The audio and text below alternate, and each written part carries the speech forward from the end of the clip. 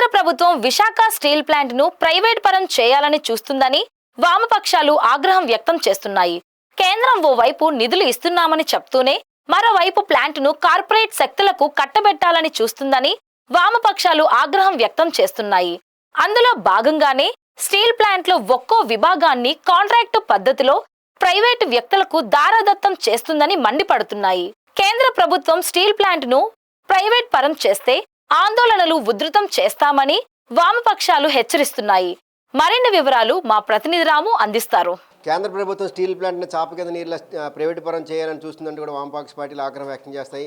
Private పరం చేయమని గతంలో హామీ ఇచ్చినా సరే అది ఎట్టి పరిస్థితుల్లో కూడా నెరవేరే పరిస్థితి కనిపించలేదు. ఇది ఇంతవరకు గతంలో 2-3 సార్లు కూడా ఇది ప్రైవేట్ కంపెనీకి ఇవ్వాలని చూసినా సరే కార్మికులు మరోవైపు వామపక్షాల నాయకులంతా కూడా ఆగ్రహం వ్యక్తం చేయడం, మరి దీంతో కొంతకాలం వరకు కూడా స్తబ్దతగా ఉన్నా సరే ఇటీవల కాలంలో మళ్ళీ తిరిగి పోక్సో కంపెనీకి తిరిగి కేటాయించాలని కేంద్ర ప్రభుత్వం చూస్తుందంటూ కూడా వామపక్ష పార్టీలు ఆగ్రహం వ్యక్తం చేస్తున్నాయి. ఇప్పటికే స్టీల్ ప్లాంట్ సంబంధించి సగానికి పైగా అందులో విభాగాలన్నీ కూడా ప్రైవేటు పరం చేస్తూ అంచెలంచెలుగా దీన్ని ప్రైవేటు వ్యక్తులకు కట్టబెట్టాలని చూస్తుందంటూ కూడా వామపక్ష పార్టీలు తీవ్రమైన అభ్యంతరం వ్యక్తం చేస్తాయి. ఇప్పుడు మనతో పాటు కార్మిక సంఘాల నాయకులు ఉన్నారు. సార్, ఈ కేంద్ర ప్రభుత్వం ప్రకటించింది ఇది ప్రైవేటు పరం చేయమని, దానికి సంబంధించిన కేంద్ర మంత్రి కూడా గతంలో వచ్చారు ఈ కుమారస్వామి. ఇప్పుడు ఎందుకు మళ్ళీ తిరిగి దీన్ని ప్రైవేటు పరం చేయాలని ఆలోచిస్తుంది కేంద్రం?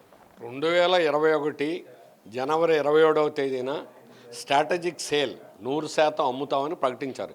ఇప్పటికీ అదే ఉంది. క్యాబినెట్ సబ్ కమిటీ నిర్ణయం ఏదైతే ఉందో అదే ఉంది.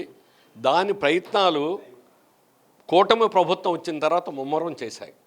అందులో లేటెస్ట్గా ఇప్పుడు చేసినటువంటి ప్రయత్నం ఏమంటే విశాఖ స్టీల్ ప్లాంట్లో ఉన్నటువంటి ప్రధానమైన విభాగాలన్నీ వాటిల్లో RMHP, central plant, thermal plant, coke ovens, blast furnace, steel melting shop, mills అన్ని విభాగాల్లో కూడా వాటిని ముక్కలు చేసి ప్రతి పనిని కూడా ఒక కాంట్రాక్టర్కి అప్పగిస్తాం. అక్కడికి ఇంకెవరు పర్మనెంట్ ఆఫీసరు కాంట్రాక్ట్ వర్కర్ వెళ్ళడానికి లేదు. అంటే ఏమని మొత్తం ప్రైవేటు వారికి ఈ స్టీల్ ప్లాంట్ని ముక్కలుగా చేసి బయట వారికి అప్పగిస్తారు. మరి ఇప్పుడు పనులు జరుగుతున్నాయి కదా, ఇప్పుడు చేసే వాళ్ళకట నైపుణ్యం లేదట, అందుకని ఇంకా నైపుణ్యం పెంచడానికి చేస్తారని పల్లా శ్రీనివాస్ గారు చెప్తున్నారు. నేను ఛాలెంజ్ చేసి చెప్తున్నాను, దేశంలో నంబర్ 1 క్వాలిటీగా నిలిచేటువంటి steel plant Vizag steel plant. దీనికి ప్రధానమైన కారణం కూడా ఏమంటే మిగిలిన చోట కాంట్రాక్టర్ మారినప్పుడల్లా వర్కర్లు మారిపోతూ ఉంటారు. ఈ వైజాగ్ స్టీల్ ప్లాంట్లో మొదటి నుంచి కాంట్రాక్టర్ మారిపోయినా వర్కర్లు వాళ్లే కంటిన్యూ అవుతున్నారు. అందుకని నైపుణ్యం అనేది పెరిగింది. దేశంలో క్వాలిటీ ఇప్పుడు బెస్ట్ క్వాలిటీ కింద అవార్డులు వస్తుంటాయి. అట్లాగే మిగిలిన స్టీల్ కంటే కూడా టన్ను 4-5 వేల రూపాయలు అదనంగా పెట్టి వైజాగ్ స్టీల్ ప్లాంట్ కొంటారు. దీన్ని నైపుణ్యం అభివృద్ధి చేయడానికి చేస్తారని పచ్చి అబద్ధం, అవాస్తవం. అందుకని కేవలం ఏంటంటే ప్రైవేట్ వాళ్ళకి ఇచ్చి ఈ కాంట్రాక్టర్లందరినీ మళ్ళీ తీసుకొని ఆర్సెలర్ మిట్టల్ లాంటి వాడికి అప్పగిస్తారు. ప్రైవేట్ పరం కాకుండా ఉండాలని నిధులు కేటాయించమని కేంద్ర ప్రభుత్వం చెప్తుంది. దీని కార్మిక సంఘాలు ఊరికనే దీన్ని రాద్ధాంతం చేస్తున్నాయని వారు ఆరోపిస్తున్నారు. ప్రైవేట్ కాకుండా ఉండాలంటే స్టీల్ ప్లాంట్ ఇంకా సమర్థవంతంగా నడవాలంటే ఏకైక పరిష్కారం సొంత గనులు ఇవ్వడం, లేదా సెయిల్లో విలీనం చేస్తే సెయిల్కు ఉన్నటువంటి గనుల ద్వారానైనా మన ప్లాంట్ నడపడం, ఇది మార్గం. సొంత గనులు ఇవ్వడం అనేది మన హక్కు, ఇవ్వాలి. రామ్మోహన్ నాయుడు అడిగినటువంటి ప్రశ్నకి సొంత గనులు ఇవ్వాలి యాక్టు ప్రకారం మేము రికమెండేషన్ కూడా చేశాం. ఒరిస్సా, ఛత్తీస్గఢ్, ఆంధ్రప్రదేశ్కి కూడా ఈ రాష్ట్రంలో రికమెండేషన్ చేశాం.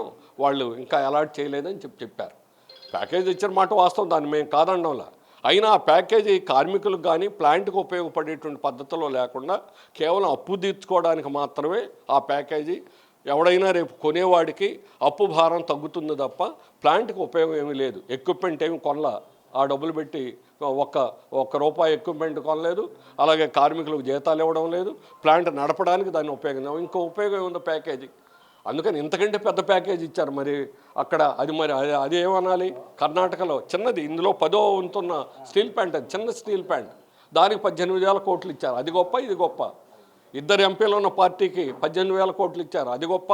23 మంది పార్లమెంట్ సభ్యులది ఇచ్చింది 11,000 గొప్ప, అదైనా కూడా. అందుకని ఈరోజు రాష్ట్ర ప్రజానీకాన్ని మోసం చేయడానికి ప్రయత్నం చేస్తుంది. ఆఖరిగా ఏమిటనంటే ఎప్పుడూ లేదు, రాష్ట్రంలో ఏ ప్రభుత్వం ఉన్నా మాకు మద్దతు ఇచ్చారు. ఇది కాంగ్రెస్ ఉన్నా, కాంగ్రెస్ అక్కడ ప్రైవేట్ చేస్తే ఇక్కడ పురంధరేశ్వరం ఉంది అప్పుడు కేంద్ర మంత్రిగా 10% వాటాలు అమ్మడానికి ప్రయత్నం చేస్తే అమ్మకూడదని అడ్డుపడింది. అలాగే తెలుగుదేశం అడ్డుపడ్డారు గతంలో. అలాగే వైఎస్ఆర్ వ్యతిరేకించారు ఎంతో కొంత. మేము కూడా దాన్ని వ్యతిరేకించాం. మీరు పూర్తిగా ఆపలేదని చెప్పేసి మేము ఓపెన్గా విమర్శ చేసాం. ఎవరు ఎక్కడ దాచుకోలేదు. కానీ ఈరోజు చేస్తున్నది ఏమంటే నిర్బంధం. కార్మికులు మొత్తం 5,000 మందిని తొలగించడం ఏమిటి, కాంట్రాక్ట్ వర్కర్లని.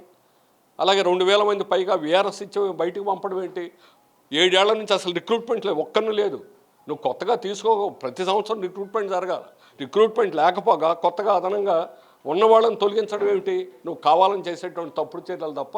అందుకని నిర్బంధంతో స్టీల్ ప్లాంట్ ప్రైవేట్ చేయడం మీ తరం కాదు. ఖచ్చితంగా ఉద్యమాలు ఉధృతం అవుతాయి. ఇప్పటికైనా కూడా దానికి తగిన మూల్యం చెల్లించుకోవాల్సిన పరిస్థితి ఏర్పడుతుంది.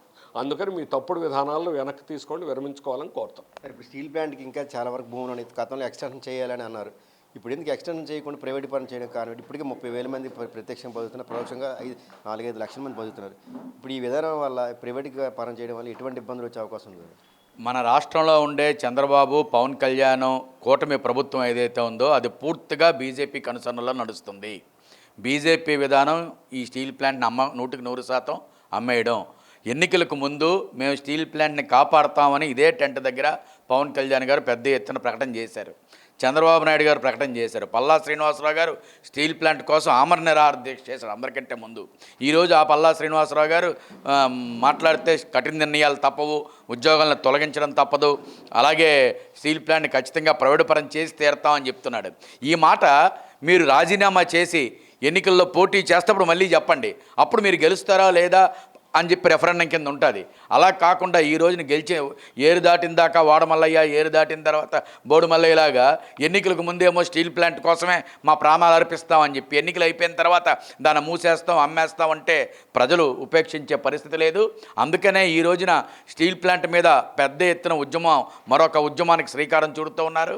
ఎలాగైతే గతంలో 32 మంది ప్రాణాలు త్యాగం చేసి రాష్ట్ర వ్యాప్తంగా అశేష పోరాటాలు చేసి దీన్ని సాధించుకున్నారు. అటువంటి పోరాటాలు చేసైనా దీన్ని కాపాడుకోవడం కోసం కార్మిక వర్గం, ప్రజానీకం సిద్ధమవుతున్నారు.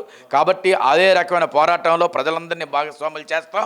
ఈ కూటమి ప్రభుత్వం ప్రజల పక్షాన ఉంటుందా, కార్పొరేట్ల పక్షాన ఉంటుందా తేల్చి ప్రజల్లో ఎండగడతాం, నిగ్గిదీస్తాం అని చెప్పేసి హెచ్చరిక చేస్తూ ఉన్నాం.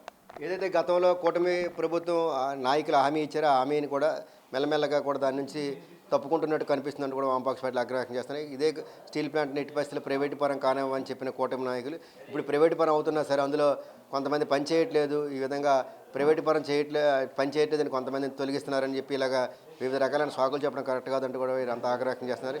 ఎట్టి పరిస్థితుల్లో కూడా పోక్సోకి ఇది కేటాయిస్తే మాత్రం ఊరుకునేది లేదు, తీవ్ర స్థాయిలో కూడా ఆందోళన ఉధృతం చేస్తామంటూ కూడా వామపక్ష పార్టీలు అయితే హెచ్చరిస్తున్నాయి. వీడియో జర్నలిస్ట్ సత్యేతరాము, ఈబీసీ టీవీ విశాఖపట్నం.